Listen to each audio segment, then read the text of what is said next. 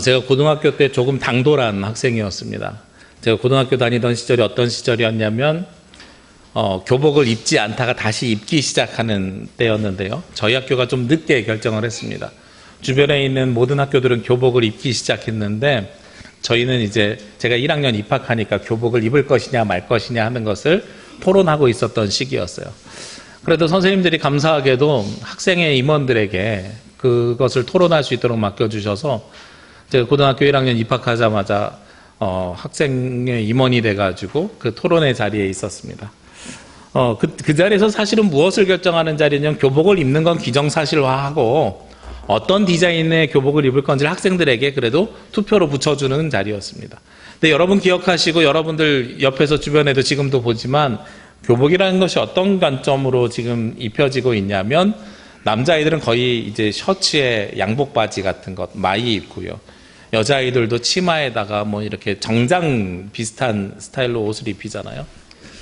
제가 그때 이제 고등학교 1학년 때 당돌하게 손 들고서 선생님한테 물어봤어요. 선생님, 교복을 입는 본질적인 이유가 무엇입니까? 이렇게 물어봤더니 학생다운 멋을, 이게 첫 번째고요. 두 번째가 일치, 통일성 뭐 이런 것들을 이야기하시더란 말이에요. 그래서 제가 뭐라고 답변을 드리냐면 그러면 여기에는 정장 같은 불편한 교복 입지 말고 청바지에 티셔츠 입었으면 좋겠습니다. 통일성 있고요. 그리고 청바지 입으면 활동도 편하고요. 티셔츠도 같은 색깔로 같은 옷으로 맞춰 입으면 되지 않습니까? 근데 선생님 얼굴이 갑자기 굳어요. 이놈복에 뭐 이런 식의 표정인 거죠. 그리고 당시가 이제 3월 달이었는데 교복 위에 그러면 마이는 어떻게 할 거냐 저에게 물어보시는 거예요. 청바지에 마이가 어울리지 않는다. 요즘 뭐 청바지에 마이 입고 다니는 사람도 많이 있습니다만 당시만 해도 어울리지 않는다 그러시길래 아니 그럼 오리털 파카 사지요. 예. 교복으로 모두 똑같은 오리털 파카 입으면 선생님들이 말씀하시는 학생다운 멋에 통일성 있고요, 일체감 있고요, 누가 봐도 우리 학교 학생인 줄 알 수 있지 않습니까? 이렇게 이야기했더니 선생님이 아무 말씀 못 하셨어요. 그래서 그해 교복 안 입었습니다. 예. 저 고등학교 3학년 때 다시 논의해가지고 3학년에 1년만 입는 거니까 교복 안 입고 저는 졸업했고요. 후배들부터 교복을 입었어요. 근데 제가 생각할 때 그런 거죠. 우리가 무엇인가 결정하고 이런 일들을 할 때에 본질이 무엇인지를 찾으면 이야기하기가 훨씬 쉽거든요. 저는 왜 지금도 아직도 청소년들에게 양복 같은 옷을 정장과 같은 옷을 입혀가지고 아이들을 가둬둬야 되는지 아직도 이해가 되지 않습니다.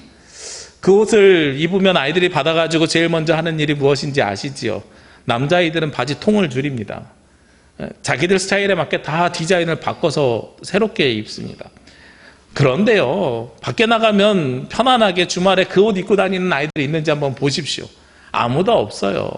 우리 예배 올 때도 옛날 어른들이 그런 말씀 하시잖아요. 예배 올 때 가장 좋은 옷 입고 와야 돼, 멋진 옷 입고 와야 돼, 이렇게 말씀하시잖아요. 제가 부교육자로 섬길 때 세례 받을 때 아이들에게 예쁜 옷, 뭐 좋은 옷 네가 잘 골라서 입고 와 이랬더니 옆에 계신 담임 목사님이 뭐라고 말씀하시니 가능하면 학생들은 교복 입고 오세요 이렇게 이야기하시는 거예요. 제 마음속엔 좀 이해가 되지 않았어요. 아니 왜 학교 갈 때 입는 교복을 왜 교회 올 때 입어야 되는 거죠? 근데 어른들 마음속에서는 그것이 가장 깔끔하고 멋진 옷 이런 생각이 있었던 것 같아요. 그런데 가장 깔끔하고 멋진 옷은 사람마다 다릅니다.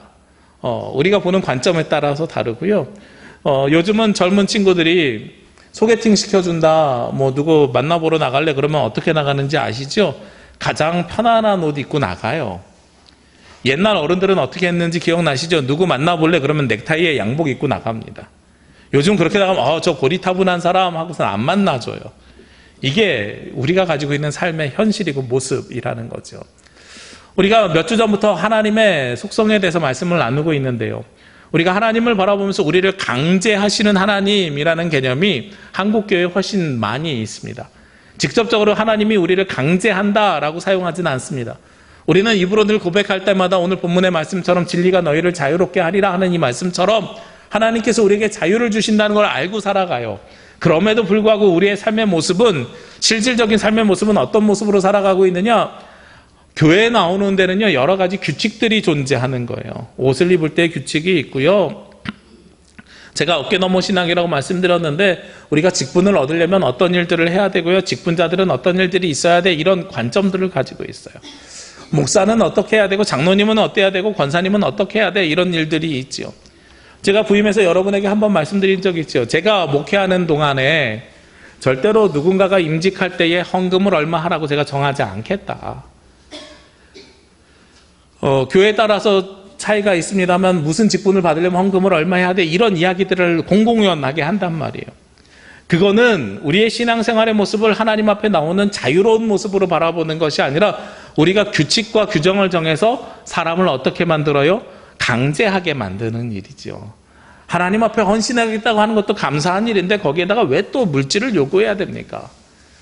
그 기준, 그 조건 우리의 마음속에서 바뀌어야 되는 거예요. 목사님들 모여가지고 그런 이야기들을 해요. 어떤 교회에서 임직자들에 대한 조건 중에 하나를 11조 생활하는 걸 뒀대요. 그래서 제가 물어봤어요. 아니, 그분이 정말로 열의 하나를 온전히 바치는지 목사님이 판단할 수 있습니까? 한 달에 10,000원 헌금하면서 그걸 11조라고 이렇게 하는 것을 확증할 수 있습니까? 그랬더니 못하지요. 그러니까요, 그 껍질뿐인 것들을 뭐하러 규정으로 만들어 놓습니까? 하고 제가 오히려 반문했던 적이 있어요. 여러분에게 말씀드리지만 거기에 우리가 죄의식 가질 이유가 없어요. 신약에서는 하나님 앞에 무엇을 드리는 거예요? 연보를 드리는 거잖아요. 그러니까 우리가 교회에 필요한 재정을 사용할 수 있게 우리의 마음을 다해서 드리는 거거든요. 이런 것들이 우리를 강제하고 그리고 우리를 자유롭지 못하게 만드는 많은 조건들 중에 하나입니다.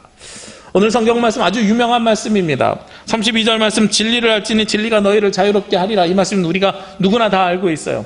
처음부터 끝까지 몰라도 진리가 너희를 자유케 하리라. 옛날 성경에 자유롭게 하리라. 지금 성경에 이 말씀은 우리가 다 기억합니다. 그런데요, 이 말씀이 누구에게 증거된 말씀인지는 아무도 쳐다보지 않아요. 그 위에 31절 말씀에 보면 그러므로 예수께서 자기를 믿은 유대인들에게 이르시되 하고 말씀합니다. 이 말씀은 누구에게 주신 말씀입니까? 예수님이. 예수님의 제자들이요? 아니면 오병이어의 기적처럼 그 앞에 있었던 많은 무리들이요? 아니지요. 이 말씀은 특별한 사람들에게 주신 말씀입니다. 이 특별한 사람들이 어떤 사람들이냐면 바로 유대인이라는 거예요. 이 말씀의 상황을 조금 더 살펴보면 더 좋을 것 같아요. 이 말씀 앞에 8장이 시작될 때에 어떤 이야기가 있냐면 음행하다 잡혀온 여자가 용서받는 내용이 있습니다. 그러니까 이 말씀을 좀 더 통시적으로 좀 더 긴 관점에서 보면 유대인들이 그 음행하다 잡혀온 여인들을 어떻게 했겠어요? 그들을 정죄했었겠지요. 그리고 그들을 정죄했던 유대인들 중에서 예수님을 믿겠다고 예수님 앞에 있는 사람들에게 말씀하시는 것이 바로 오늘 말씀이라는 거죠. 그래서 유대인들 하면 우리가 갖고 있는 첫 번째 관점이 있습니다. 어떤 관점입니까? 유대인들은 무엇에 근거해서 살아가요? 율법에 근거해서 살아가지요. 그러니까 사실 이 율법에 매여서 살아가고 있는 사람들에게 자신들의 율법을 가지고 음행하는 여인을 부정하거나 아니면 정죄했던 사람들에게 오늘 주님께서 말씀하시는 거예요. 너희들 그렇게 살면 안 돼. 진리가 너희를 어떻게 해? 자유케 할 거야 하고 말씀하는 겁니다. 오늘 이 말씀은 진리가 너희를 자유롭게 하리라, 이 말씀을 근거로 해가지고 8장 그 뒤에 59절까지 어떻게 진리가 우리를 자유롭게 하는지 유대인들과 예수님의 논쟁으로 이어지게 됩니다. 예수님께서 이 말씀을 하셨더니요, 유대인들이 제일 먼저 대답을 해요. 뭐라고 대답하냐면 33절 말씀에 그들이 대답하되 우리가 아브라함의 자손이라 남의 종이 된 적이 없거늘 어찌하여 우리가 자유롭게 되리라 하느냐, 이렇게 대답을 합니다. 자, 보십시오.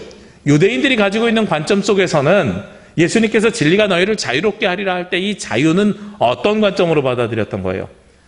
종이냐 자유인이냐라는 관점으로 받아들였던 겁니다. 우리가 2000년 전의 상황을 좀 더 자세히 봐야 될 이유가 있는데요. 당시에는 로마 식민지 사회였습니다. 사도 바울이요, 복음을 전하러 가면서 자신이 무엇인 것을 강조했냐면 나는 로마 시민권자인 것을 강조하고 있었습니다. 우리나라에서는요, 내년에 국회의원 선거가 있죠. 총선이 있습니다. 선거를 하는데 일정 연령 이상이 되면 남자나 여자나 아니면 어른이나 젊은 사람이나 직장이나 직업이나 이런 거 전혀 상관없이 모두가 다 동일하게 한 표의 투표권을 갖습니다. 그런데 예수님 당시의 사람들은 어떻게 했을까요? 눈에 보이는 성인 남자인데요, 다 달라요, 관점이.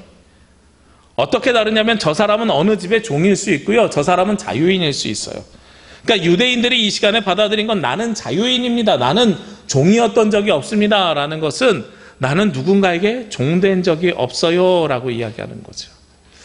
요즘도 보십시오. 이 구약의 율법에 근거해서 살아가는 종교가 세 개가 있습니다. 첫 번째가 우리가 믿는 기독교가 구약의 율법에서 시작이 돼서 예수님의 말씀으로 귀결이 됐고요.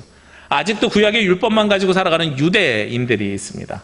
그리고 구약의 율법에서 갈라져 가지고 나와서 마호메트를 쫓아가는 이슬람이 있습니다.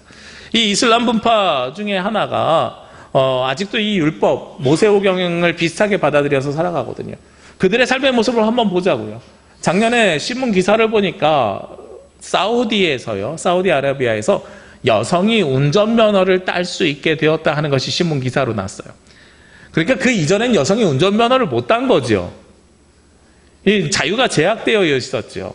그런데 운전면허를 여성이 딸 수 있었던 것에서 끝난 것이 아니라 그 기사를 자세히 봤더니 여성이 운전면허를 딸 수 있게 되었으나 사우디에서는 남편 없이 여자가 혼자 돌아다니는 것이 금지되어 있으므로 여자가 운전을 하더라도 옆에 누가 앉아 있을 것이다? 남편이 앉아 있을 것이다 라는 거예요. 우리랑 관점이 다르지요. 그쪽 나라에서는 여성을 어떤 관점으로 바라봅니까? 남자에게 귀속되어 있는 관점으로 바라보는 거죠. 여성에게 자유가 있어요? 없는 거죠. 오늘 유대인들이 대답하는 관점이 그런 관점입니다. 나는 자유로운 사람입니다. 종된 적이 없습니다. 그랬더니 예수님께서 거기에 대해서 말씀하십니다. 뭐라고 대답하시냐면 34절 말씀에요. 진실로 진실로 너희에게 이르노니 죄를 범하는 자마다 죄의 종이라. 그러니까 예수님은 이 유대인들을 바라볼 때 무엇의 종이라고 바라보셨어요?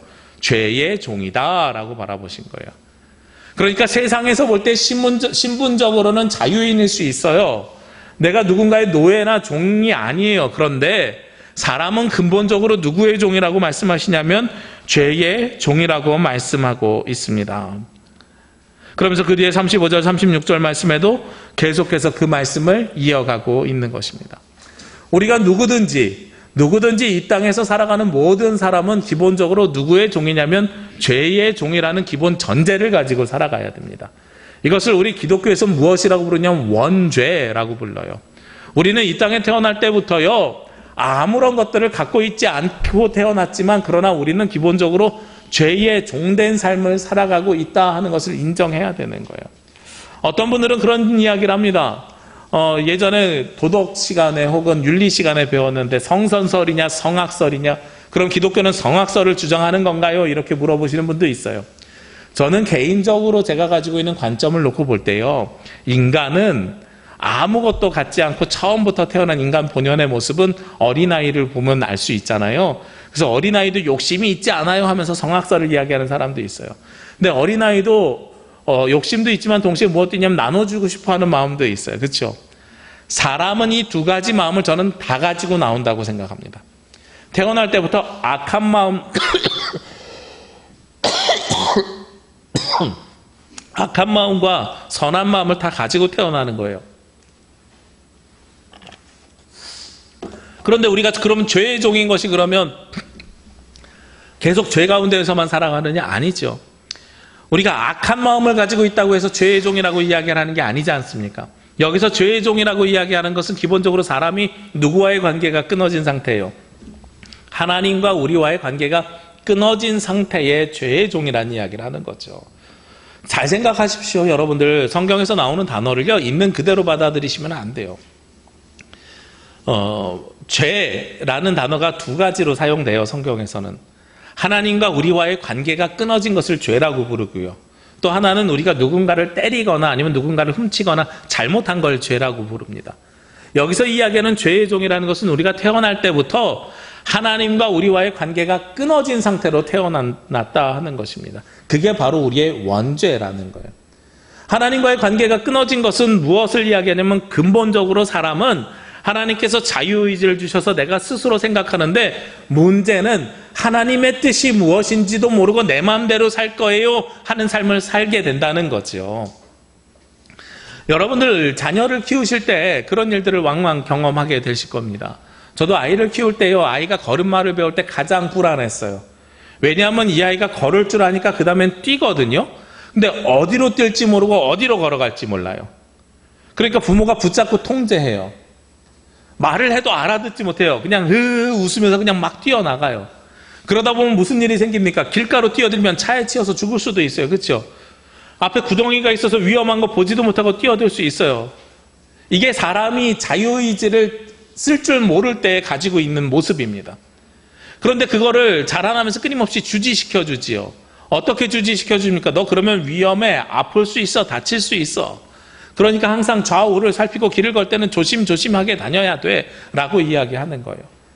자유의지를 우리가 제한하기 시작합니다. 그러면서도 자유의지를 내어줍니다. 어떻게 줍니까? 조건에 맞춰서. 엄마 아빠의 말씀대로 따라서 살면 네가 혼자서 걸어가도 돼 라고 이야기하는 거죠. 무엇이 형성돼요? 부모와 자녀 간의 관계가 형성이 되는 거죠. 우리도 마찬가지의 모습이에요. 이 땅에 처음 태어날 때 우리가 죄의 종이라고 하는 것은 하나님과의 관계가 끊어져서요, 어떻게 사는 것이 하나님 뜻대로 사는 것인지 우리가 모르는 상태로 태어났다는 거예요.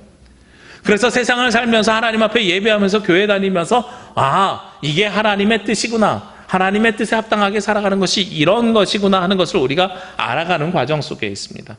그러니까 첫 번째로 이야기하는 진리를 알지니 진리가 너희를 자유롭게 하리라 하는 것은 무슨 이야기예요? 너희가 지금 태어날 때는 하나님과의 관계가 깨어진 죄의 종이지만 예수 그리스도를 만남을 통해서 너희가 진리를 알게 되고 그 진리로 말미암아서 예수 그리스도 안에 있는 자에게는 자유함이 생겨날 것입니다 하고 말씀하는 것이죠. 예수님께서 이렇게 말씀하셨을 때요, 유대인들이 수긍했겠는가? 아니에요. 유대인들이 수긍하지 않고 무엇을 이야기하냐면 39절 말씀이에요.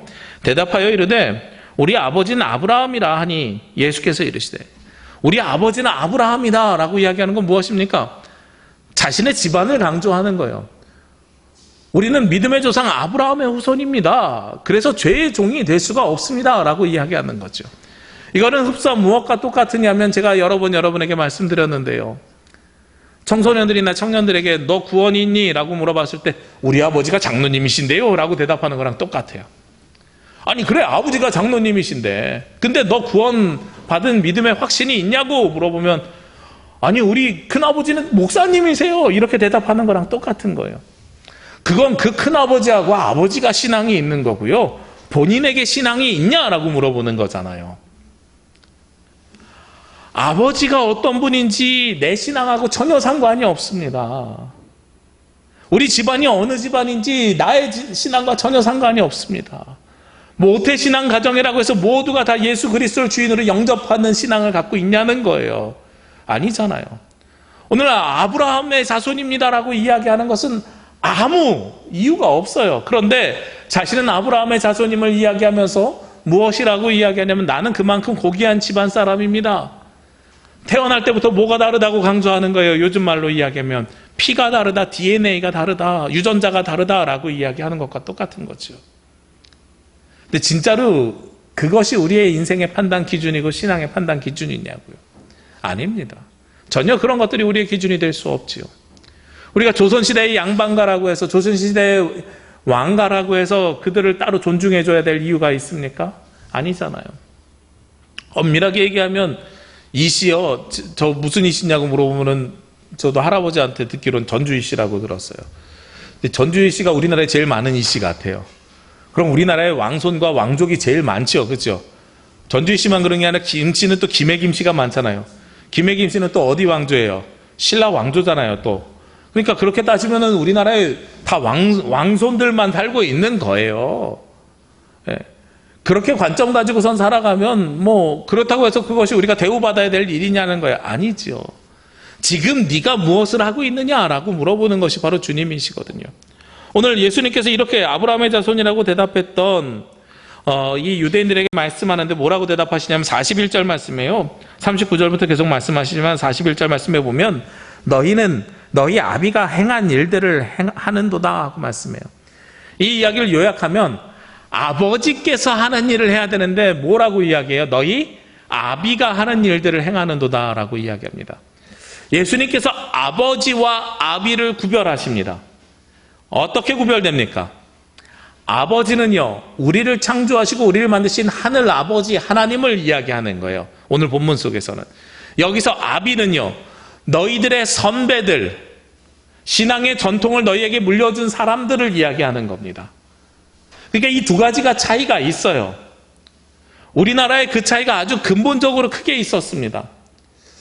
제가 그 신학교에 입학했을 때요, 제일 먼저 우리 한신대학교 가면 제일 먼저 배우는 것이 무엇이냐면 교단의 정통성을 배워요. 한국기독교장로회하고 대한예수교장로회가 1953년 38회 호원총회를 통해서 교단이 갈라졌다라고 이야기를 합니다. 6월 달에요, 6.25 전쟁이 끝나기도 전에 교단이 분열됐습니다. 제가 속으로 그런 생각을 했어요. 아니, 이게 뭐가 그렇게 중요한 이야기라고 전쟁도 끝나기 전에 모여갖고 총회를 하면서 교단을 갈라버렸을까? 이런 생각을 제가 어렸을 때 해본 적이 있습니다. 근데 이 교단을 갈릴 때 가장 중요한 것들이 그런 거죠. 뭐냐면 성경을 문자 그대로 받아들이는 측과 성경을 제가 해석하는 것처럼 문맥과 의미로 해석하는 측의 싸움이 일어났던 거예요. 근데 성경을 문자 그대로 해석하자 하는 분들은 어디서 공부했냐면, 꼭 유학을 갔다 온 것이 잘한 것은 아닙니다만 선교사님들에 의해서 도제 시스템 배워서 내려온 거예요. 선교사님들은 성경을 보는 것이 굉장히 주관적이고 제한적일 수 있습니다. 왜냐하면 성경을 학문적으로 폭넓게 공부하지 못했을 수도 있거든요. 그렇게 공부하신 분들도 있지만 아닌 분들도 있었어요. 그리고 좀 더 안타까운 사실은요, 우리가 직시해야 되는 사실은 당시에 1900년대 초에 미국에서 선교사를 동양으로 파송했을 때에 선교사님들이 대부분 어디를 가서 선교하고 싶었냐면 1순위가 중국이었습니다. 2순위가 일본이었고요. 조선은 있는 줄도 모르고 온 사람들이 많았습니다.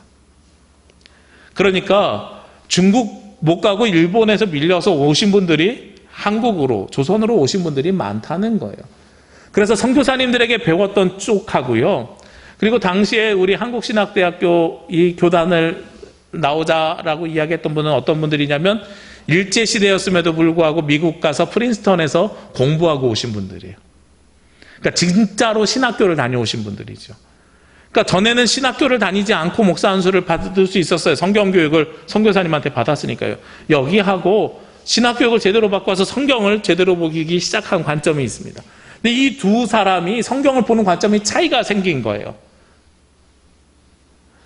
오늘 말씀 그대로 하면 한쪽은 누구에게 배운 거예요? 아비에게 배운 거고요. 한쪽은 말씀을 아버지의 말씀으로 바라보게 된 겁니다. 저는 그렇게 생각을 해요. 이것조차 또 다른 해석일 수 있습니다만, 우리가 성경 말씀을 통해서 누구의 뜻을 찾아야 됩니까? 하나님 아버지의 뜻을 찾아야 되죠. 제가 여러분에게 늘 말씀드리는 것이 있죠. 무엇이냐면 목사 말 듣지 말고 누구 말 들으라고 말씀드려요. 하나님 바라보시라고 말씀드리잖아요. 우리가 이 시간 예배를 드리고요, 성경을 볼 때요, 목사 이야기를 듣는 것이 아니라 하나님의 음성을 들으셔야 됩니다. 목사 말 이야기 들으시면 안 돼요. 하나님의 음성을 들으셔야 돼요. 그런데 목사의 이야기를 듣는 것이 누구를 바라보는 것과 똑같으면 아비들을 바라보는 것과 동일한 모습입니다. 오늘 이 두 가지를 놓고 비교하면서 예수님께서 너희들은 누구를 쫓아서 살아가는 것이냐면 전통을 쫓아서 살아가는 것이지 하나님의 말씀, 아브라함의 말씀을 있는 그대로 받아서 살아가는 것이 아니다 하고 말씀하는 거예요. 자, 아브라함의 말씀의 전통이 무엇입니까? 아브라함은요, 아담에 의해서 깨어졌던 하나님과의 신앙관계를 똑바로 세운 사람입니다. 아브라함은 창세기 12장이 시작되면서 창세기 11장까지는 무엇의 역사였어요? 하나님이 창조하시고 사람이 죄 짓는 역사였어요. 1장, 2장에서만 창조하시고요, 3장부터 죄를 지어요. 사람이 먹지 말라는 과일 먹었고요, 그 다음에 무엇합니까? 형이 동생 때려 죽였어요. 그 다음에는 너무 소돔과 고모라 죄 가운데 있어서 노아의 홍수가 일어났고요, 결국은 바벨탑 쌓는 죄 짓는 역사가 창세기 11장까지의 역사예요. 그런데 그거를 아브라함으로부터 회복을 시킵니다. 아브라함이 무엇을 해서요? 하나님의 말씀에 순종하고 믿는 믿음으로 말미암아서 믿음의 조상이 되면서 회복시켜 가는 거지요. 그러니까 예수님이 바라보실 때는 아브라함은 어떤 관점이에요? 믿음의 관점이에요. 그런데 아브라함의 자손이라고 하는 사람들이 무엇만 쳐다보고 있습니까? 율법 조문만 쳐다보고 앉아있어요. 율법 조문 엄밀하게 이야기하면 아브라함에게 주신 게 아니에요. 누구에게 주셨어요? 모세를 통해서 10계명을 주심을 통해 율법 조문이 생겨났죠. 당시 이스라엘 사람들이 살아가는 삶에서 율법이 몇 가지였냐면 618가지 율법이 있었다 그래요. 그 중에 하지 말아야 할 것이 365개고요. 뭐뭐 해야 한다 하는 것이 248개래요. 제가 그거 보면서 깜짝 놀랐어요. 유대인들은 해야 하는 것보다 하지 말아야 할 것이 더 많은 삶을 살았던 사람들이에요. 영국에서요, 청교도들이 배를 타고 메이플라워를 타고 미국으로 넘어갔습니다. 그리고 나서 거기를 기독교 국가로 만들면서 삶을 살았어요. 그 남쪽에요, 좀 더 근본주의자들이 생겨났어요. 그래서 그 사람들은 나중에 어떻게 되냐면, 미국에 보면, 영화에 보면은 검은 모자 쓰고선 검은 옷만 입고 다니는 사람들이 있어요. 자신들을 굉장히 그 경건주의자라고 부르는 사람들이 있거든요. 그 사람은 성경에서 하라고 되어 있는 것만 하면서 사는 사람들이에요. 똑같은 법인데 하지 말라는 것만 안 하고 살면 되지요 하는 사람이 있고, 하라는 것만 하고 나머지는 안 하는 사람이 있어요. 그렇죠? 어떤 사람이 훨씬 더 능동적인 사람이에요? 하면 안 되는 것만 안 하고 나머지를 다 하는 사람이 능동적인 사람이죠. 우리 법에 보면 예를 들어서 봅시다. 살인하지 말라. 살인만 안 하고 나머지 하면 되는 거예요. 그렇죠? 그런데 내 부모를 공경하라. 부모만 공경하고 나머지 아무것도 안 하는 사람. 이 두 가지는 굉장히 커다랗게 관점의 차이가 있는 거죠. 아비를 쫓아서 살아가는 사람들은요, 율법에 매여서 살아가는 사람들은 그런 삶을 사는 겁니다. 율법 때문에 아무것도 못하는 삶을 사는 거죠. 제가 가끔 신방을 갔을 때 믿지 않는 남편이 있는 가정에 신방을 부교육자 시절에 가보면 그런 이야기를 합니다. 선생님이 있는 거예요. 그 여자 집사님이 남편을 전도하기 위해서 신방을 일부러 있는 날 받으셨나 봐요. 가서 여쭤보면 그분이 하는 첫 마디가 그거예요. 제가요, 술, 담배 때문에 못 나가요. 술, 담배 끊고 나갈게요. 제가 그럼 뭐라고 말씀드리는지 아시죠? 술, 담배 하셔도 나오셔도 됩니다. 그거 끊고 나오려면 평생 못 나오십니다. 일단 나오는 게 중요합니다. 하나님 만나는 게 중요해요. 거기에 너무나도 죄책감 갖지 마세요.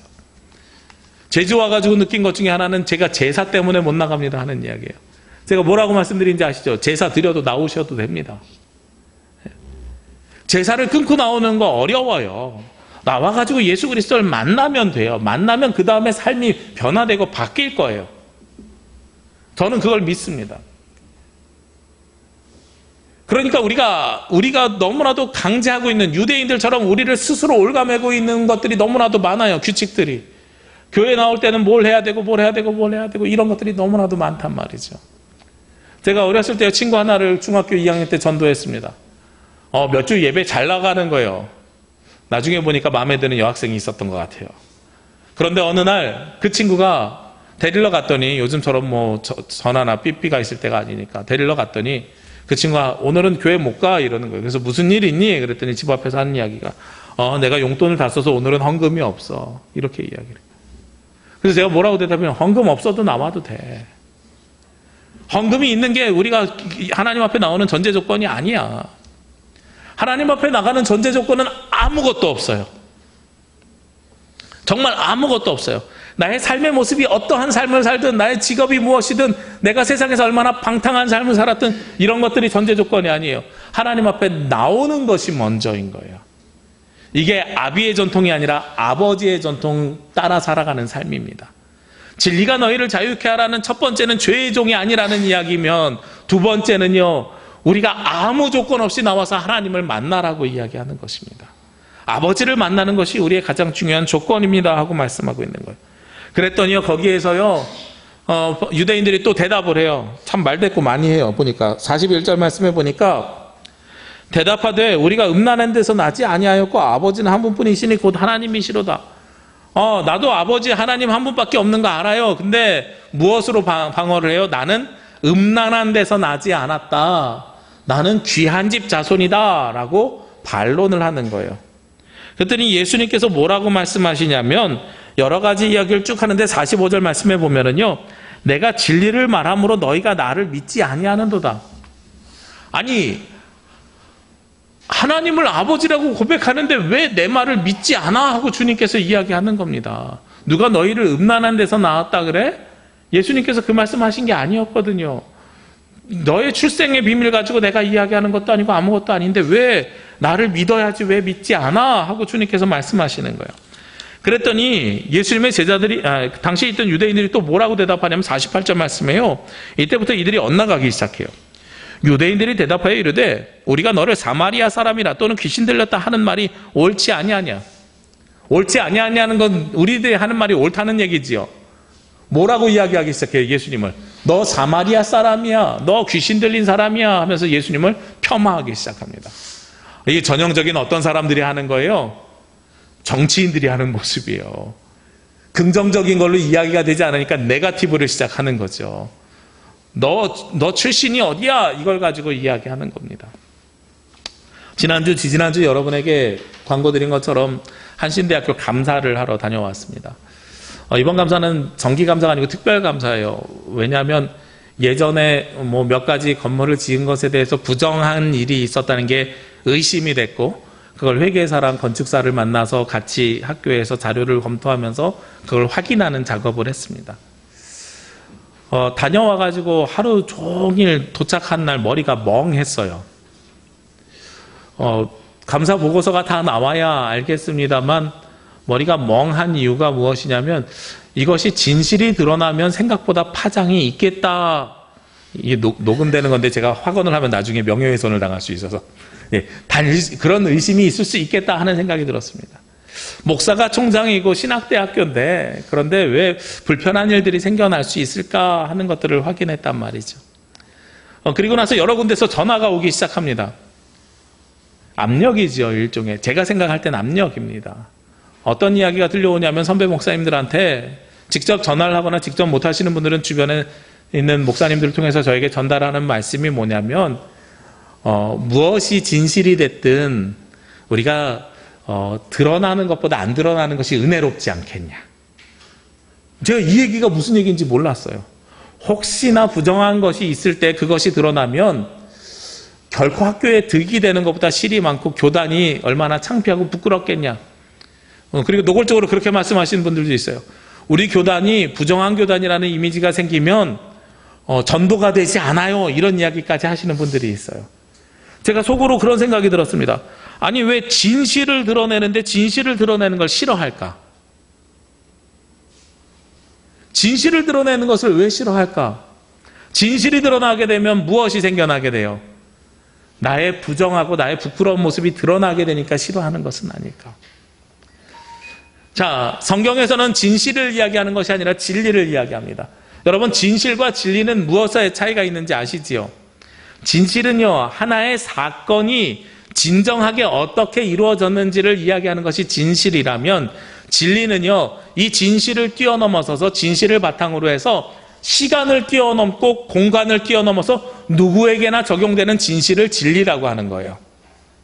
그러니까 진실은 특정한 사람들에게만 적용되고 특정한 사건에만 적용되는 것이라면, 진리는 2000년의 시간을 뛰어넘어서 우리에게도 적용되는 것이고요, 예루살렘, 이스라엘에서만 적용되는 것이 아니라 대한민국에서도 적용되는, 공간을 뛰어넘어서도 적용되는 진리입니다. 오늘 유대인들이 무엇이 드러나는 게 싫었냐면 진리가 드러나는 게 싫었어요. 진리가 드러나는 게 싫어서 예수님을 이제는 인격적인 모독을 하기 시작합니다. 너 사마리아 사람이야. 사마리아 사람은 유대인들은 무엇 취급했다 그랬어요? 개만도 못한 사람이라고 취급했죠. 짐승만도 못한 사람이라고 욕하는 것이 사마리아 사람이라고 하는 거예요.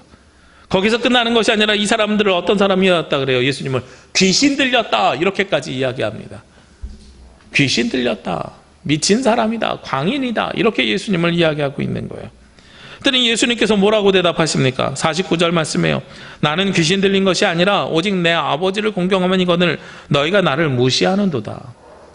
예수님은 오직 무엇에 근거해서요? 하나님 아버지의 말씀에 근거해서 이야기를 하고 있는데, 도리어 너희가 나를 무시하는 거다. 그러면서 51절에 예수님께서 한 가지를 더 말씀하십니다. 진실로 진실로 너희에게 이르노니 사람이 내 말을 지키면 영원히 죽음을 보지 아니하리라.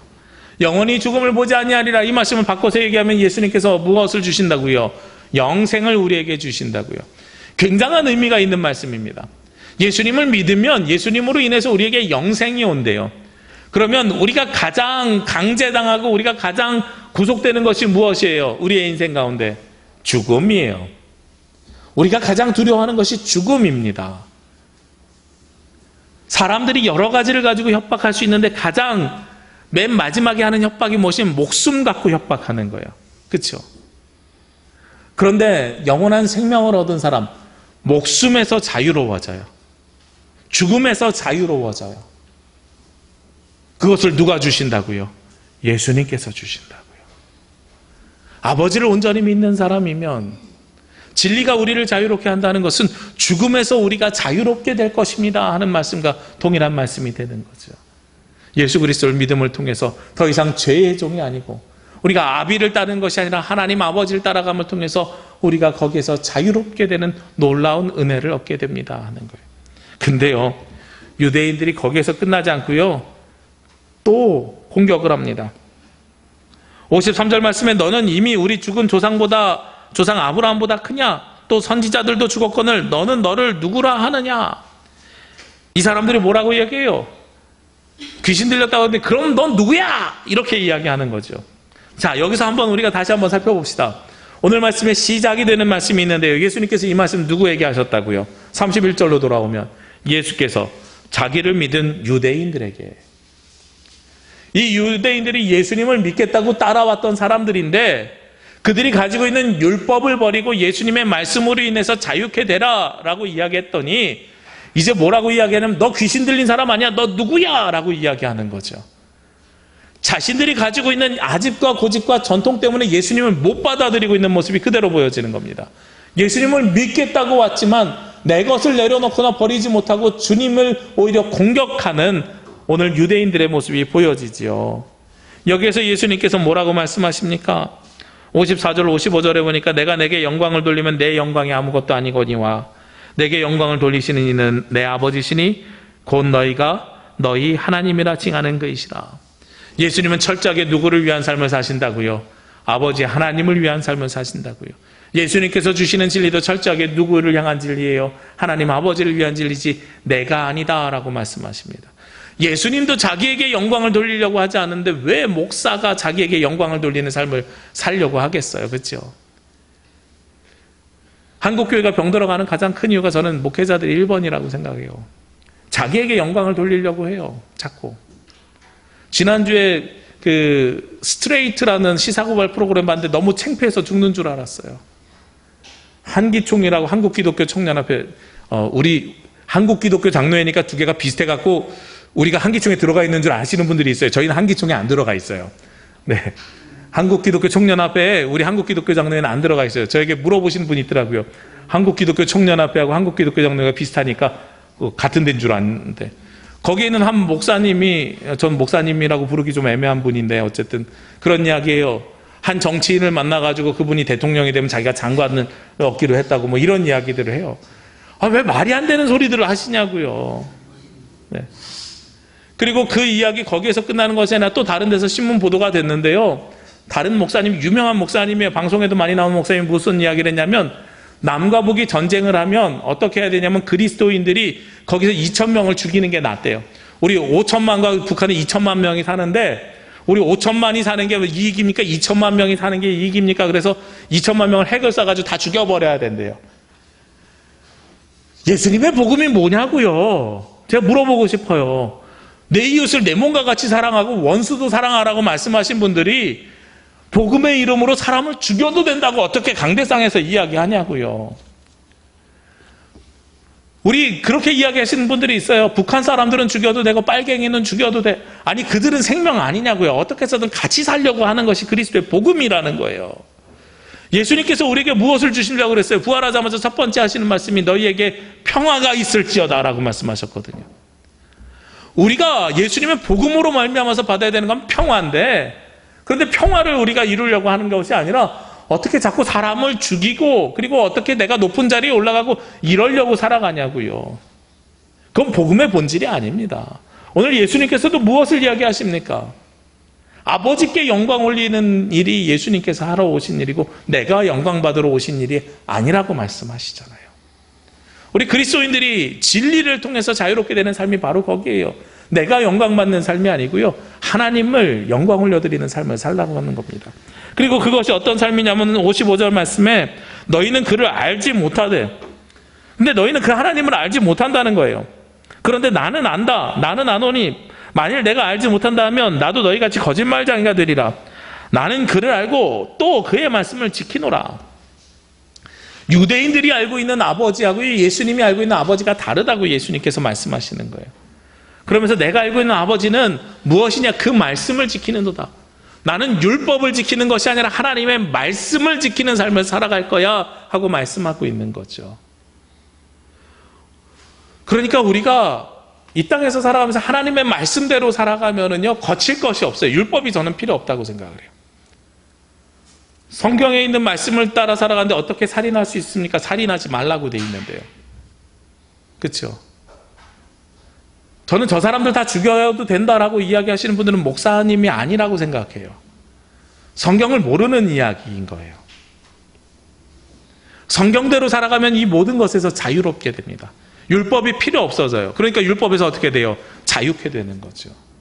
우리가 그 말씀을 지키면서 살아갑니다. 맨 마지막에요, 59절 말씀에 보면 유대인들의 모습이 어땠는지 보고선 우리가 말씀을 마무리하겠습니다.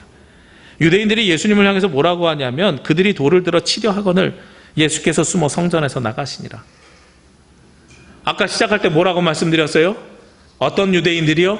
예수님을 믿겠다고 온 유대인들인데 그들이 예수님을 미친 사람 취급하더니 결국은 예수님한테 삿대질하면서 너 누구냐 그러더니 맨 마지막엔 예수님한테 어떻게 해요?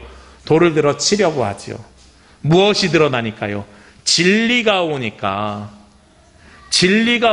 자신의 부끄러움과 두려움이 드러나는 거예요. 자신의 감춰야 될 것이 드러나서 그 다음에는 진리를 받아들이려고 하는 것이 아니라 진리가 오니까 어떻게 받아들이냐면 그들과 싸우자고 대답하는 겁니다. 우리 한국 교회가요, 이 유대인처럼 믿는 교회가 너무 많아졌어요. 이 유대인들이 가지고 있는 신앙생활 모습처럼 교회 오면 어떻게 해야 되고 헌금은 얼마 해야 되고 무슨 생활해야 되고 뭐 해야 되고 뭐 해야 되고 뭐 해야 되고 해야 될 게 너무나도 많아진 교회로 바뀌어버렸어요.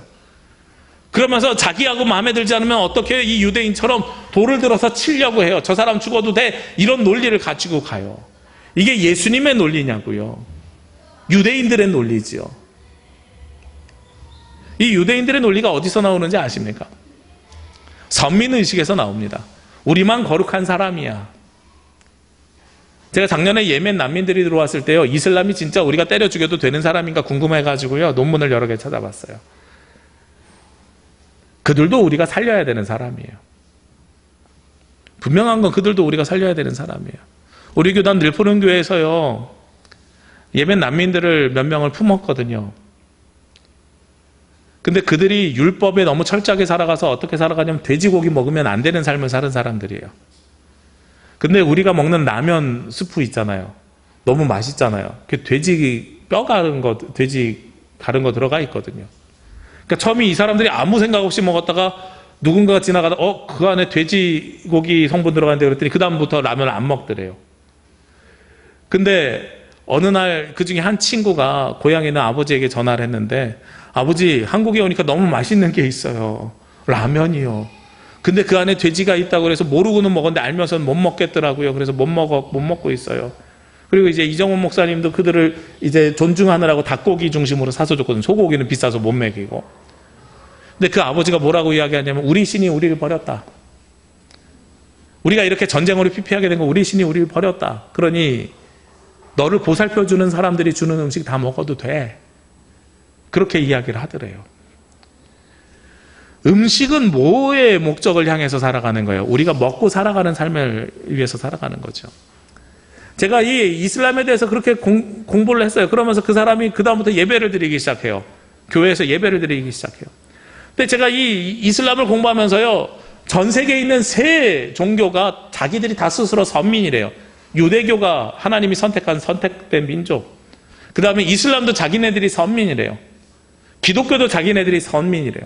이 셋 다 선민이라고 하니까 이 세 개의 근본주의자들이 지금 계속 싸우고 있는 거예요. 테러를 일으키고 있는 거고요. 근데 그 논문에 보니까 이 셋만 선민이라고 하는 게 아니라 선민이 하나가 더 있어요. 누구냐면 대한민국이요. 제2의 이스라엘이라고 하면서 하나님이 우리나라를 축복해 주셔서 이제는 구약에서는 이스라엘 통해서 하나님이 출애굽을 일으켜 주셨으면 예수님의 재림 때는 대한민국을 통해서 이 땅을 이 땅에 하나님 나라를 선포하신다고 우리가 제2의 선민이래요. 그래서 우리 말고 다른 사람 다 죽어도 돼. 이렇게 논리를 피는 거예요. 누구하고 똑같아요? 오늘 돌을 들고 있는 유대인들이랑 똑같은 거죠. 이들은 진리를 모르는 사람들입니다. 진리에 강제돼서 살아가는 사람들입니다. 여러분들은 진정으로 자유함을 얻으셔야 됩니다. 진정으로 자유함을 얻는 것은 누구를 온전히 받아들이는 거예요? 우리를 구원하신 예수 그리스도를 받아들이는 겁니다. 우리의 죄를 덮어주신 분이 누구입니까? 예수 그리스도입니다. 오늘 죄의 종으로 사는 것이 아니라 예수 하나님 나라의 하나님의 자녀로 사는 것은 예수 그리스도를 만나야 되는 거예요. 우리가 아비의 전통을 따르는 것이 아니라 예수님이 믿는 그 아버지의 말씀대로 살아가야 되는 것입니다. 우리가 무엇으로 살아가야 되냐면 오늘 예수님께서 주시는 성경의 말씀, 하나님 아버지의 말씀에 그 뜻에 합당한 삶으로 살아가면 우리가 더 이상 무엇이 필요가 없는, 율법이 필요 없는 삶을 살아가게 되는 거예요. 그런데 오늘 유대인들은 자기들에게 필요한 말씀을 주지 않는다고 돌을 들고선 결국 예수님 쳐 죽이려고 그래요. 이게 신앙이 아닙니다. 우리가 잘못된 신앙 가지고 살아가고 있는 거예요. 이건 강제하는 하나님을 가지고 있는 겁니다. 하나님은요, 우리에게 참 자유를 주시기 원합니다. 그 자유를 온전히 우리가 받아들이고 믿고 누리면서 살아가시길 원합니다. 누구를 통해서요? 예수 그리스도로 통한 구원의 진리를 받음을 통해서 우리가 하나님을 믿고 진정으로 자유케 되는 저와 여러분이 되시기를 주의 이름으로 기도합니다. 기도드리겠습니다. 하나님 감사합니다. 하나님께서 주시는 귀한 은혜가 오늘 말씀 가운데 있는 줄 압니다. 저희들 어쩌면 유대인들과 같이 내가 가지고 있는 생각과 내가 가지고 있는 율법과 내가 가지고 있는 규칙에 매여서 어쩌면 예수님을 돌로 치려고 하는 잘못된 신앙생활을 하고 있을지도 모르겠습니다. 그러나 주여, 예수 그리스도의 말씀을, 예수 그리스도의 복음의 은총을, 예수 그리스도의 십자가의 보혈을 우리의 신앙으로 믿음으로 받아들여서 그것이 우리의 진리가 될 때에 그 진리로 말미암아 자유케 되는 은혜를 허락하여 주시옵소서. 저희들 참 자유인이 되길 원합니다. 그를 위해 예수 그리스도에게 매인받은 자녀들 되게 하여 주옵소서. 이 모든 말씀 예수 그리스도의 이름으로 기도합니다. 아멘.